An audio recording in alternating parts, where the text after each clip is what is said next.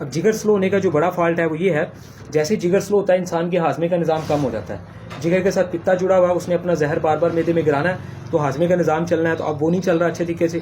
Gas ज़ाबियत जैसे gas का बनना और इसके साथ भूख का लगना, भूख अब नहीं लग रही, इसका मतलब है पित्ता अपना जहर बार बार मैदे में नहीं गिरा रहा, क्योंकि जिगर वो पुर्जा है जो इंसानी जिस्म के अंदर गर्म रहता है और पूरी बॉडी को गर्म रखता है और फिर खाने को हजम करता है, पूरी बॉडी को हरारत दे के उसे सुकून की नींद दिलाता है, ठीक है जी, थकावट को ख़त्म करता है, खून को चलाता है और खून को पतला करने के लिए गुर्दों का इस्तेमाल करता है, गुर्दे भी स्लो है, खून को पतला करने के लिए चिकनाई हजम करता है लुबलुबे के जरिए, वो भी स्लो है।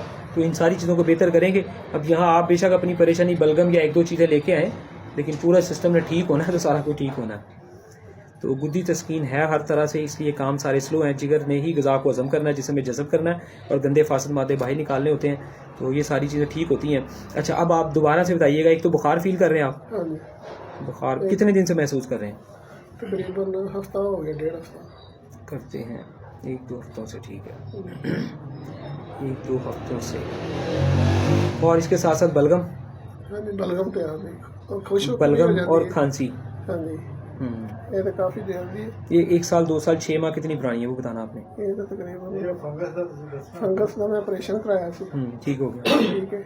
कहाँ पे फंगस थी, किस जगह पे ऑपरेशन करवाया? ये तो फेफड़े से। अच्छा, फेफड़े में। हाँ जी, ਉਹਦਾ ਇਲਾਜ कराया सी, उस तो बाद फिर ठीक हो गई सी खांसी बिल्कुल, फिर शुरू हो गई। फेफड़े में फंगस का इलाज यानी कि ऑपरेशन करवाया? हाँ जी, ऑपरेशन करवाया। अच्छा, मुझे अब यहाँ ये बात बड़ी ज़रूरी है, बताइएगा फेफड़े का ऑपरेशन करवाने से पहले ये मर्ज़ कितनी पुरानी थी?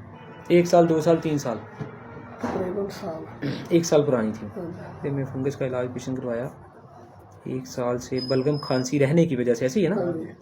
खांसी रहने की वजह से।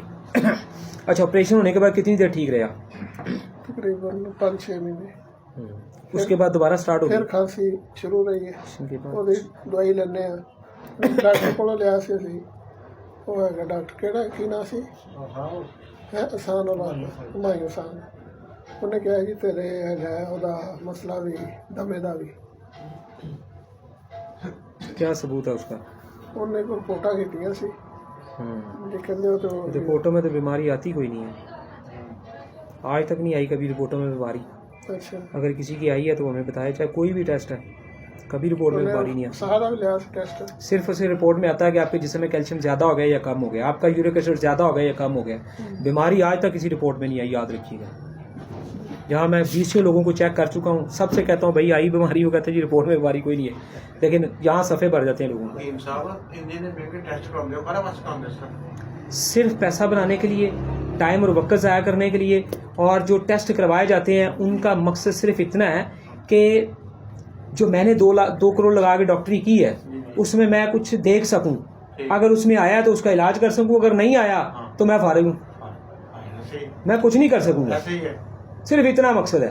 अगर उसमें कुछ आ गया, खुदा ना खास्ता अगर कुछ उसमें आ गया रिपोर्ट में, तो फिर मरीज फटे थे, फिर ओदी दवाई मिलनी है, वो जो मर्जी बेचारा चीखी जाए, उन्हें कहना नहीं तेरा यूरिक एसिड बढ़े है।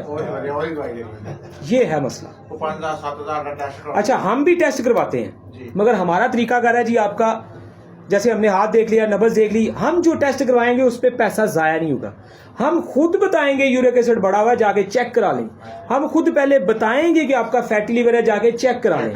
हम नब्ज दे के इशारा देंगे कि लाजमी सोजश या पथरी गुर्दे में आ चुकी है, जाके टेस्ट करा लें। वो टेस्ट करा के पेशेंट मुतमिन हो जाता है, वाकई भी जो बताया वो है, और अब इसका इलाज करवाएं। वो डॉक्टर टेस्ट लेकर फिर इलाज करते हैं, वो फिर इलाज करते हैं, और इलाज नहीं हो रहा ना, क्योंकि टेस्टों में बीमारी नहीं आती। अब